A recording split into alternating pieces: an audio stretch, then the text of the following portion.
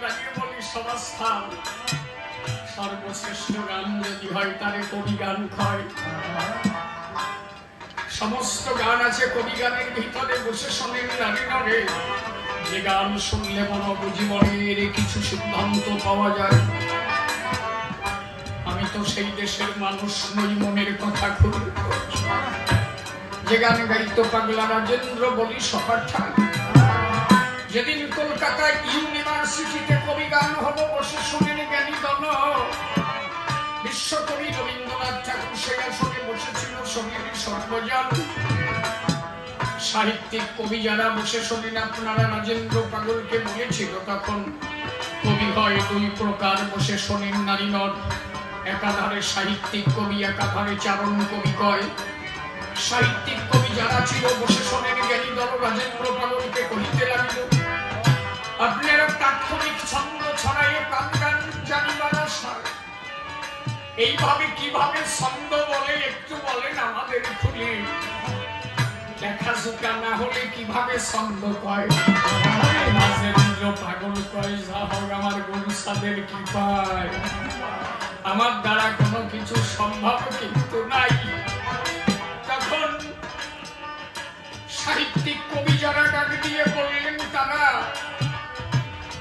আপনারা তাৎক্ষণিক ছন্দ ছড়ান, আমরা বুঝিবারে পাই। তবে চারণ কবি শ্রেষ্ঠ, সাহিত্যিক কবি শ্রেষ্ঠ, আজ ব্যাখ্যা হবে সুস্পষ্ট।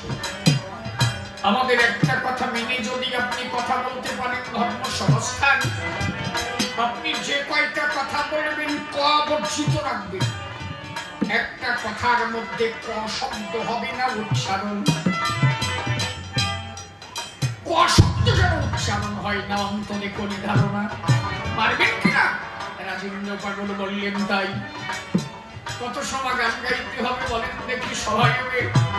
সাহিত্যিক কবি যারা বললো 1 ঘন্টা গাইলেই হয়। রাজেন্দ্র পাগল বলল তাই সারা রাত গান গাইব, ক শব্দ উচ্চারণ করবো না। নাই যদি কৃপা থাকে আমার বাবা গুরু সাথে 3 থেকে 4 ঘন্টা গান গেয়েছিল, তার মধ্যে ক শব্দ বর্জিত রেখেছিল। এ কি সহজলব্ধ জিনিস? যত কথা বলবে তার মধ্যে ক অক্ষর থাকবে না। 3 থেকে 4 ঘন্টা গান গাওয়ার পরে সাহিত্যিক কবি যারা ছিল আসরে, তারা এসে রাজেন্দ্র পাগলকে জড়াইয়ে ধরে বলে, এমন কবি দেখি না, আজ হইতে কবি সম্রাট আখ্যা দিলাম তোমায়।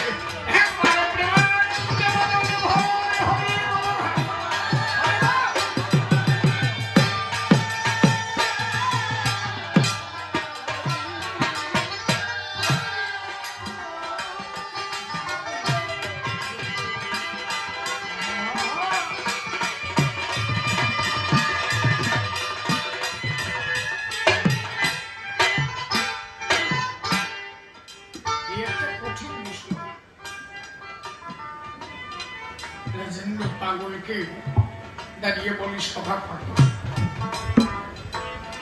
কোন একজন ভক্ত বলছে ডেকে, পাগল আমাদের কথা লাও, এই তুমি কেন উঠে যাও, কেন ভাব নষ্ট করে দাও, তাড়াতাড়ি চুপ করে এসে সাথে চুপে বসে যাও। হ্যাঁ, যে যাবা একবার ভাববা। শুরু হয়েছে কবি গান, ভক্ত ছুটে গেলে সভা থেকে ভালো লাগে না, কবির প্রাণ খান। যিনি শিল্পী হন, শ্রোতা উঠে গেলে শিল্পীর মন শত হয়ে যায়। ঠিক তো? এই জন্য যদিও আমাদের অনেক সময় চেপে থাকা চাই, এটা লক্ষ্য দিয়ে শ্রোতা মার্গে শ্রবণ করা যায়। ভালো, আমি তো মাঝে কথা বলি না, অন্তরে করি ধারণা। কারণ ওই মাঝে কথা বলে সবাই ব্যয় করা এই মোটেই ভক্ত লক্ষণ না। আমরা এসেছি ধর্ম কথা শুনিবার তবে, যে তুচ্ছনা থাকবো আসলে ধর্মের মধ্যে থেকে করবো বেচা কেনা। সাউন্ড কিন্তু ভালো আছে, আর হাতের বিন্যাস একটু হাত আসছে না, খালি খালি আলো কি আলো হয় হয়, মানুষেরও যেমন শরীরের সমস্যা যে কোনো অবস্থায় এরও হয়েছে।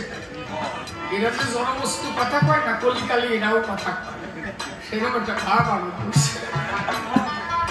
হরিবল হরিবল। ফাও কথা বলে সময় কাটাবো কেন? কি ওই যে 4-5টা গল্প আয় কবি গানের মধ্যে, আর ভালো কোনটুক একটা সত্যি কথা আছে এর মধ্যে। কাজে জানিস আমার ঠাকুরদা না, আমার ঠাকুরদা আমাদের বাড়ির পাতকুয়ায় ডুব দিয়ে আন্দামানে যে উঠেছে। ও কয় যে আমার ঠাকুরদা কি করেছে জানিস কি? কয় যে আমার ঠাকুরদা আটলান্টিক মহাসাগরে ডুব দিচ্ছে, জাহাজে পড়ে গিয়েছে, ঝাঁকতেছে, আর আমার ঠাকুরমা বাড়ি বসে টিউবওয়েল চাপতেছে, আমার ঠাকুরদা পাইপ বাই উঠেছে। একটু ভুলো সাকানার আছে, এই বলে না হবে কি তাই শুনে কোনো লাভ আছে কি? কোথায় কি বলে যা শুনলে ভাব আসে, পেন আসে। সাকাম নিচে খাওয়া আমার দ্বারা স্বভাব নয়। বাপ বেটা স্নান করতে গেল, সাকাম কারে কয় শোনেনি জ্ঞানী গেল, মনে পড়ে গেল একটু না বললেই নয়। পিতা পুত্র দুইজন বসে শোনেনি জ্ঞানী জন করিতে স্নান নদীতে করতে অবগাহন করিলেন আগমন। যখন নদীতে স্নান করতে গেল, বাবা যখন ডুব দিল, বাবা মনে মনে ভাবতে লাগলো আজকের দিনে তো চাটাম সারা হয় নাই, কারোর কাছে কি করি এখন? প্রত্যেক দিন চাটাম বেচি, আজকে এলাম কার কাছাকাছি, কোনো ভক্ত নাই, আমি কার কাছে সাটাম দেব, কারে বা আমি খুঁজে পাবো? শেষ পর্যন্ত না পেয়ে ছেলের কাছে সাটাম সেরিয়ে যায়। খোকা দেখ, 7 সমুদ্র 13 নদীর পরে একটা ধর্মের সার শুয়ে পড়ে, দেখ কত সুন্দর দেখা যায়। ছেলে মনে মনে ভাবে তাই সাটাম সারার জায়গা পাই নাই, আজকে ছেলের ধারে ছাড়তেছে, মাল তো কমা নয়, ছেলেও তো কমা না, অন্তরে করেন ধারণা ওই লোকেরই তো সানা।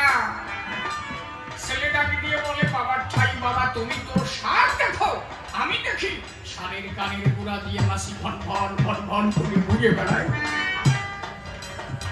ছেলে কাছে বাবা কাছে আমি সারই দেখি না, আরে মাসি দেখে। বাবে কয় যে 7 সমুদ্র 13 নদীর পরে একটা ধর্মের সার শুয়ে রয়েছে।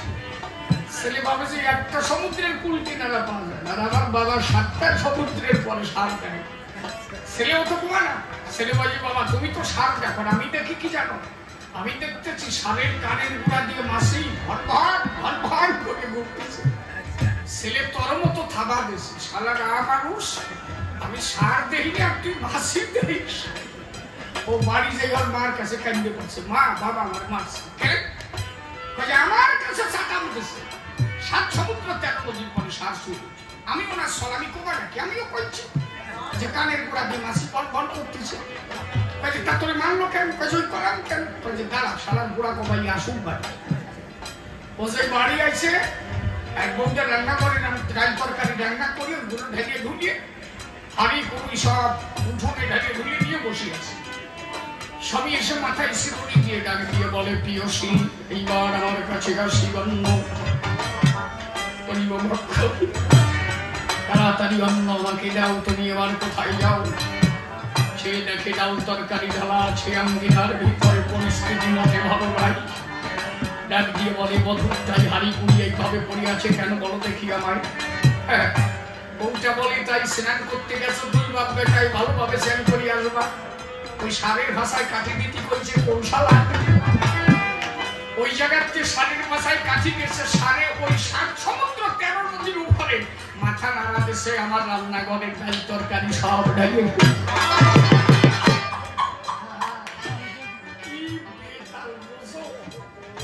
ও দেখেছে তো আমি মানুষটা নিয়ে সার হচ্ছে 14 টাকা, আর বউ হচ্ছে 20 টাকা।